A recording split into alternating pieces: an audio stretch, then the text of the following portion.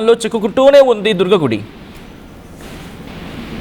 Definite గా వరుస వివాదాల్లో నిన్న ఇటీవల కాలంలో ఏకంగా 3 గంటల పాటు కరెంటు కూడా దుర్గగుడికి ఆపేశారు ఎలక్ట్రికల్. అది పెద్ద వివాదమైంది.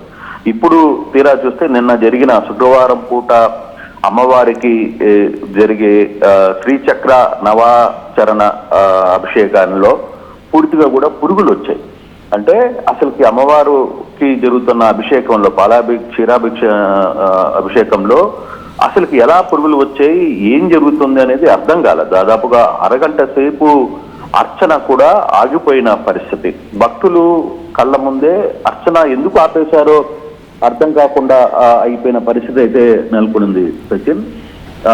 అంటే బేసిక్ గా ఈ ఆహారంలో అర్థమవుతుంది ఏంటంటే అభిషేకానికి టెట్రాపిక్ పాలని వాడుతున్నారు. అసలుకి అమ్మవారి పాలాభిషేకానికి స్వచ్ఛమైన ఆవు పాలు కావచ్చు, లేకపోతే ఇవన్నీ వాడాల్సిన పరిస్థితి ఉంటుంది.